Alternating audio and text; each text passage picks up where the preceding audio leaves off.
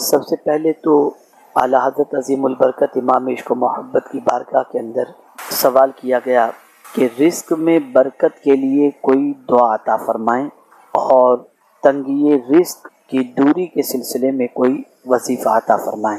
تو اعلیٰ حضرت عظیم البرکت امام عشق و محبت نے جواب میں آقائے کریم صلی اللہ علیہ وسلم کی ایک حدیث مبارکہ کو نقل فرمایا اور اس کے بعد اس کے پڑھنے کا طریقہ بتایا۔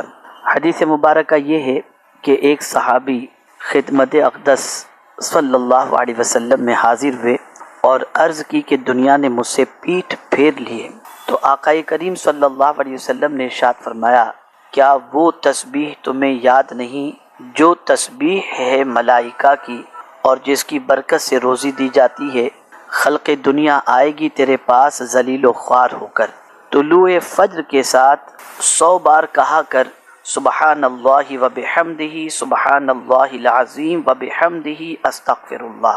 ان صحابی رضی اللہ تعالیٰ عنہ کو 7 دن گزرے تھے کہ خدمت اقدس صلی اللہ علیہ وسلم میں حاضر ہو کر عرض کی، یا رسول اللہ صلی اللہ علیہ وسلم، دنیا میرے پاس اس کثرت سے آئی کہ میں حیران ہوں، کہاں اٹھاؤں اور کہاں رکھوں۔ اس تسبیح کا اعلیٰ حضرت عظیم البرکت فرماتے ہیں کہ آپ بھی ورد رکھیں، حتی الامکان طلوع صبح صادق کے ساتھ ہو، اور اگر فجر کی جماعت قائم ہو جائے تو اس میں شریک ہو کر بعد کو عدد پورا کر لیجئے، اور جس دن قبل جماعت بھی نہ ہو سکے تو طلوع شمس سے پہلے اسے پڑھ لیا کریں۔ انشاءاللہ العظیم اس تسبیح کی برکت سے، یعنی یہ تسبیح 100 بار پڑھنے کی برکت سے اللہ عز و جل رزق میں کشادگی اور برکتیں عطا فرمائے گا۔ سبحان اللہ و بحمدہ سبحان اللہ العظیم و بحمدہ استغفر اللہ۔ اللہ رب العزت جل جلالہ آقائے کریم رؤوف الرحیم علیہ تحیت و تسلیم کے صدقہ و توفیل ہم سب کو اس تسبیح کے ورد کی توفیق نصیب فرمائے اور پروردگار اس کی برکتوں سے مالا مال فرمائے۔ اس وقت پوری دنیا 2 پریشانیوں میں گھری ہوئی ہے، پھر وہ کسی بھی مذہب کا ماننے والا انسان کیوں نہ ہو۔ ایک مہنگائی اور دوسری بے روزگاری۔ مسائل تو اور بھی بہت سارے ہیں جس میں پوری دنیا کے انسان گرفتار ہیں، لیکن خاص طور پر انسان کو ان 2 مسئلوں نے بہت زیادہ پریشان کر۔ تو آپ جانتے ہیں کہ سنی دعوت اسلامی کا مقصد یہ ہے کہ دینی، دنیاوی، زمینی، آسمانی، قبر، آخرت، جن چیزوں کے سلسلے میں جو بھی مسئلہ انسان کو، مسلمان کو درپیش ہو، اس مسئلے کا حل قرآن و حدیث کی روشنی میں پیش کرنا۔ اس لیے آج کا موضوع جس کا انتخاب ہم نے اس طرح سے کیا ہے کہ آج کا موضوع ہے رزق کے دروازے۔ بہت سارے لوگ جو تنگدستی کے شکار ہیں، بے روزگاری کے شکار ہیں، تو قرآن مقدس اور احادیث رسول صلی اللہ علیہ وسلم میں رزق کے دروازے کون سے ہیں جن دروازوں کو کھول دیا جائے تو روزی وافر مقدار میں ہمیں نصیب ہو جائے۔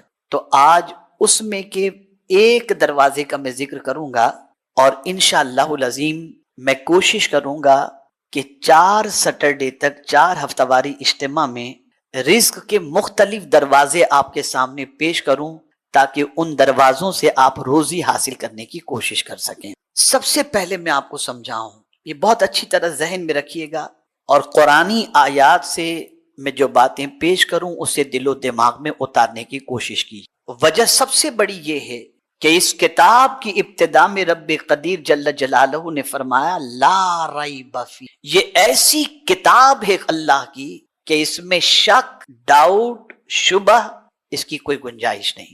یہی وجہ ہے کہ اس کتاب کا چیلنج جس طریقے سے 1400 سال پہلے کے لوگوں کو تھا، آج کے دور کے لوگوں کو بھی ہے، اور اس کتاب کے چیلنج کو قبول کرنے کی صلاحیت نہ کل کسی میں تھی، نہ آج کسی میں ہے، نہ قیامت تک کسی کے پاس رہے۔ یہ ایسی کتاب ہے کہ اس میں جو کچھ کہہ دیا گیا وہی ہوگا، اور وہ 100% اس پر یقین رکھنا یہ تقاضۂ ایمان میں سے ہے۔ لیکن مجھے حیرت ہوتی ہے کہ آج کا مسلمان کسی پیشن گوئی کرنے والے کی بات پر بھروسہ کر کے اپنے بچوں کو دوسرے دن اسکول نہیں بھیجتا۔ جیسے کسی نے آپ کو بتا دیا کہ کل بہت زیادہ بارش ہونے والی ہے، اخبار کے اندر آ گیا، الیکٹرانک میڈیا پر آ گیا، اسکولیں بند ہو گئیں، آپ کو چھٹی مل گئی، کل کی خبر اگر کوئی ماہر موسمیات دے دے تو آپ اس کی بات پر عمل کرتے ہوئے اگلے دن کے سارے کام کو ملتوی کر دیتے ہیں، اس کی بات کو تو سچی سمجھتے ہیں۔ اور یہ ضروری نہیں کہ جس نے کہا کل بارش بے پناہ ہونے والی ہے تو بارش ہو بھی جائے، ایسا ضروری نہیں، لیکن میرے مولا کی بات پر اتنا یقین مسلمان کو ہونا چاہیے جتنا مسلمان کو یقین رکھنا چاہیے۔ لیکن آج کا مسلمان اللہ کی بات پر سب سے زیادہ یقین کے سلسلے میں کمزور نظر آتا۔ تو آئیے سب سے پہلے میں آپ کو بتاؤں کہ اللہ کی بہت ساری شان، ان شانوں میں سے ایک شان رزق دینا بھی۔ روزی کا رزاق کون ہے؟ بولیے، کون روزی دیتا ہے؟ اللہ رزاق ہے، اللہ رزاق ہے۔ تھوڑی سی اس کی شان میں قرآن کی روشنی میں آپ کو سمجھاؤں رزق سے متعلق، تاکہ اپنے رب سے تعلق تھوڑا سا مضبوط ہو جائے اور شان رزاقیت کو آپ سمجھنے کی کوشش کریں۔ میرے پیارے آقا صلی اللہ تعالی علیہ وسلم کے پیارے دیوانوں، سورہ فاتحہ ہم ہر رکعت کے اندر پڑھتے ہیں، اس میں رب نے کیا فرمایا؟ پہلی آیت بسم اللہ الرحمن الرحیم، الحمدللہ، بولیے رب العالمین، سب خوبیاں اللہ کو جو مالک سارے جہاں والوں کا۔ رب کے کئی معنی ہوتے ہیں، ایک معنی مالک کے بھی اور معنی پالنے والے کے بھی، وہ پالنے والا ہے۔ اور ظاہر سی بات ہے کہ جسے پالنا ہو، ایک باپ اپنے بیٹے کو پالتا ہے تو کھلا کر پالتا ہے، پلا کر پالتا ہے نا؟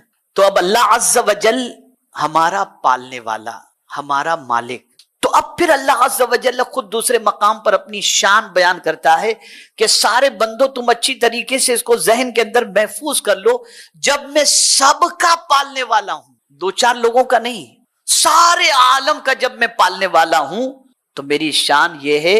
اللہ ارشاد فرماتا ہے لہو مقالید السماوات والارض یبسط الرزق لمن یشاء ویقدر انہ بکل شیء علیم، اس کے لیے ہیں آسمان و زمین کی کنجیاں، یعنی آسمان اور زمین کے اندر جتنے خزانے ہیں، تو چونکہ اللہ پالنے والا ہے تو ان خزانوں کی کنجیاں بھی اللہ کے دست قدرت میں ہے۔ اور پھر کس طریقے سے اس کا اظہار فرما رہا، یہ یاد رکھیں قرآن کا ایک انداز ہے، جب اللہ نے کہیں کوئی دعویٰ کیا اپنی کتاب کے اندر اپنی شان کے متعلق تو فوراً دلیل بھی پیش فرمائی۔ تو جب اللہ کے دست قدرت میں زمین و آسمان کے خزانوں کی کنجیاں موجود ہیں تو اس کی دلیل اگر تم جاننا چاہتے ہو تو دلیل یہ ہے یبسط الرزق لمن یشاء ویقدر، وہ جس کے لیے چاہتا ہے روزی زیادہ کر دیتا ہے، جس کے لیے چاہتا ہے تنگ کر دیتا ہے، جسے چاہتا ہے زیادہ عطا کر دے اور جسے چاہتا ہے تنگ کر دیتا ہے اس کی روزی کو۔ اور پھر وہ جانتا ہے کہ جس کو میں زیادہ دوں گا تو وہ کیا کرے گا اور جس کو کم دوں گا تو وہ کیا کرے گا۔ اسی کی دلیل اللہ نے آگے بیان فرمائی انہ بکل شیء علیم، بے شک وہ سب کچھ جانتا ہے، وہ سب کچھ جانتا ہے۔ میرے پیارے آقا صلی اللہ تعالی علیہ وسلم کے پیارے دیوانوں، ایک سوال پوری دنیا کے مسلمان کے ذہن کے اندر اس وقت گردش کر رہا ہے۔ اب جو بات عرض کرنے جا رہا ہوں، عقیدے کی پختگی اور ایمان پر ثابت قدمی کے لیے اس بات کو ذہن کے اندر رکھنا بے پناہ ضروری۔ اور جو بات اس وقت پوری دنیا کے مسلمان کے ذہنوں میں گردش کر رہی، وہ بات کون سی ہے؟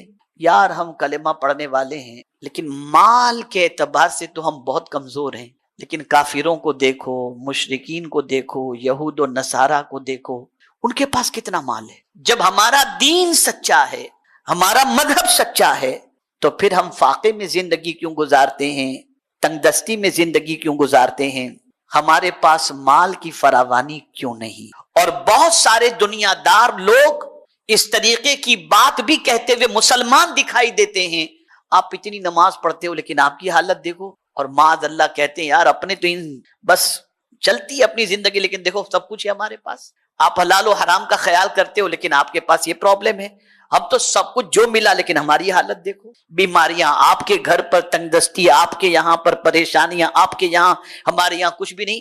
تو لاشعوری طور پر آدمی کا قدم پھسل جاتا ہے، اور غیروں کو مالدار دیکھ کر آدمی سوچتا ہے کہ وہ کتنے اچھے ہیں، کتنے سکون میں ہیں، اور ہماری حالت یہ۔ اس کا جواب قرآن نے، اس کو سمجھو۔ اللہ عز و جل ارشاد فرماتے اللہ یبسط الرزق لمن یشاء ویقدر وفرحوا بالحیات الدنیا وما الحیات الدنیا فی الآخرہ الا متاع۔ میرے پیارے آقا صلی اللہ تعالی علیہ وسلم کے پیارے دیوانوں، اللہ عز و جل ارشاد فرماتا ہے اللہ جس کے لیے چاہے رزق کشادہ اور تنگ کرتا ہے، اور کافر دنیا کی زندگی پر اترا گئے، یعنی جس کو دنیا بہت زیادہ دی گئی وہ دنیا کی زندگی پر اترا گئے، ہمارے پاس تو سب کچھ ہے، ہمارے پاس کوئی کمی نہیں۔ تو جن کو دنیا کی متاع دے دی گئی، دنیا کی چیزیں دے دی گئی، وہ اس میں اترا گئے، میرے پاس تو یہ ہے، میرے پاس تو یہ ہے، میرے پاس تو یہ۔ اب قرآن ان دنیا کی چیزوں کے بارے میں فرماتا ہے وَمَا الْحَيَاةُ الدُّنْيَا فِي الْآخِرَةِ إِلَّا مَتَاعٌ۔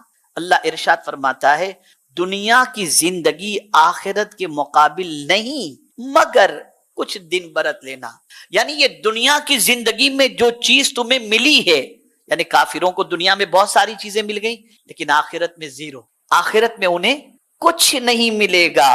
مومن اگر دنیا میں تنگ دست ہے تو آخرت میں اسے جنت اللہ عطا فرما دے گا۔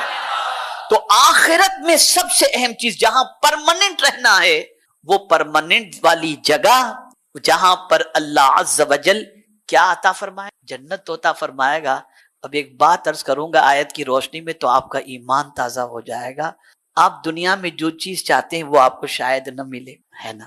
آپ چاہتے ہیں بنگلو ہو، گاڑی ہو، نہیں ملتی، لیکن اگر دنیا میں آپ نے ایمان پر ثابت قدمی کے ساتھ اپنی زندگی گزاری اور جتنا اللہ نے چاہا آپ کو رزق عطا کیا اس پر آپ خوش رہے، اس لیے کہ آپ کو پالنے والا، ہم کو پالنے والا اللہ ہے، اور وہ جانتا ہے کہ کتنا کس کو دینا چاہیے، اور اس سے زیادہ مہربان کوئی دوسرا ہے ہی نہیں۔ وہ رحمان و رحیم ہے، وہ اپنے بندوں کا بھلا چاہتا ہے، اپنے بندوں سے پیار کرتا ہے، اور وہ سب کا پالنے والا ہے۔ اللہ نے جتنا دیا اس پر آپ راضی رہے، ہم راضی رہے، ایمان پر ثابت قدم رہے، تو پھر مولا فرماتا ہے میرے بندے یہ دنیا تو ختم ہو جائے گی، اگر کوئی بلینر بھی ہے نا تو مر جائے گا تو سب یہیں رہ جائے گا، کچھ لے کر وہ جانے والا نہیں ہے، لیکن جہاں ہمیشہ رہنا ہے وہاں کیا ہوگا؟ تو قرآن کہتا ہے دنیا میں تیری تمنائیں پوری نہیں ہوئی نا، اب آخرت میں تیرا معاملہ یہ ہوگا وَلَكُمْ فِيهَا مَا تَشْتَهِي أَنفُسُكُمْ، تو جو چاہے گا آخرت میں تجھے عطا کر دیا جائے گا۔ تو جہاں مسلمان پرماننٹ رہنے والا ہے وہاں جو چاہو گے اللہ عطا فرمائے گا۔ تو یہ دنیا کے انسانوں کے پاس، کافروں کے پاس مال و دولت کی فراوانی دیکھ کر گھبرانے کی ضرورت نہیں، اس لیے کہ ان کے لیے دنیا ہے، ہمارے لیے آخرت ہے۔ تو سوال یہ پیدا ہوتا ہے جو مسلمان دنیا میں مال والے ہیں تو کیا وہ غلط ہے؟ نہیں، اس سے مراد یہ نہیں ہے، بات یہاں پر کفار کی چل رہی، وہ اپنی دنیا پر اترا گئے، لیکن مومن مالدار دنیا پر اتراتا نہیں ہے۔ مومن مالدار تو دنیا کے ملنے پر اللہ کا شکر ادا کرتا ہے اور اس دنیا سے آخرت کو سنوارنے کی کوشش کرتا ہے، جیسا کہ قرآن میں اللہ نے فرمایا ان اللہ اشترى من المؤمنین انفسهم واموالهم بان لهم الجنہ، کہ بے شک اللہ نے مومنوں کے مال اور جان کو خرید لیا جنت کے بدلے میں۔ تو مومن کے پاس مال ہوتا ہے تو وہ حج بھی کرتا ہے، وہ زکوٰۃ بھی دیتا ہے، وہ مسجدیں بھی بناتا ہے، وہ غریبوں کی مدد بھی کرتا ہے۔ تو مالدار ہونا کوئی عیب کی بات نہیں، لیکن وہ مال کو عیاشی پر خرچ نہیں کرتا، گناہوں پر خرچ نہیں کرتا، اس پر اتراتا نہیں ہے، بلکہ اس مال کے ذریعے جنت حاصل کرنے کی کوشش کرتا ہے۔ میرے پیارے آقا صلی اللہ تعالی علیہ وسلم کے پیارے دیوانوں، ایک بہت اہم بات اس سلسلے میں اور مجھے کرنی ہے، پھر اس کے بعد میں آتا ہوں رزق کے پہلے دروازے کی طرف، چونکہ پہلے یہ بتا دوں کہ رزق دینے والا کون ہے، بولیے، اس پر پورا یقین۔ تو اب وہ کب رزق عطا کرتا ہے، کیسے عطا کرتا ہے، اس کا پہلا دروازہ آپ کو بتا دوں گا تاکہ اس دروازے سے داخل ہونے کی کوشش کی جائے۔ میرے پیارے آقا صلی اللہ علیہ وسلم کے پیارے دیوانوں، مکہ مکرمہ میں مومنین کو मुशरिकीन शब रोज तरह तरह की ईजाएं देते थे। मक्का मुकर्रमा में रसूल आजम सल्लल्लाहु अलैहि वसल्लम के मानने वालों को बहुत तकलीफें दी जाती थी, बहुत तकलीफें दी जाती थी। तो रब्बे कदीर जल्ल जलालहू की जानिब से हिजरत का हुक्म हुआ। आकाए करीम सल्लल्लाहु अलैहि वसल्लम ने सहाबा से फरमाया कि आप मदीने की तरफ हिजरत फरमा जाएं। तो सहाबा ने क्या कहा और उस पर अल्लाह ने क्या जवाब? सहाबा ने अर्ज किया, या रसूल अल्लाह सल्लल्लाहु तआला अलैहि वसल्लम, मक्के में हमारा घर है, हमारी तिजारत है, मदीने में तो हमारा कोई है ही नहीं, न घर है न रोजी रोटी का कोई इंतजाम है, तो वहां जाकर हम करेंगे क्या? तवज्जो चाहूंगा, वहां जाकर हम करेंगे क्या? तो इसके जवाब में मेरे मौला ने और क्या फरमाया सुनिए। अल्लाह अज़्ज़ा व जल्ल इरशाद फरमाता है, वकअय्यिम मिन दाब्बतिन ला तहमिलु रिज़्क़हा अल्लाहु यर्ज़ुक़ुहा व इय्याकुम व हुवस समीउल अलीम। अल्लाह फरमाता है, और जमीन पर कितने ही चलने वाले हैं। आप देखते होंगे ना जानवरों को, चूंटी को देख लीजिए, ऐसे उड़ने वालों को देख लीजिए, या जितने भी, अब अल्लाह मिसाल दे रहा है, और जमीन पर कितने ही चलने वाले हैं कि अपनी रोजी साथ नहीं रखते, अपनी रोजी साथ नहीं रखते। आपने किसी चिड़िया के घोंसले के अंदर देखा हो क्या अगले दिन के दाने उसके अंदर मौजूद? नहीं। आपने किसी चूंटी का घर देखा है कि उसके अंदर अगले दिन का स्टॉक मौजूद है? नहीं। तो जमीन पर ऐसे बहुत चलने वाले हैं जो अपनी रोजी अपने साथ नहीं, अपनी रोजी अपने साथ नहीं रखते।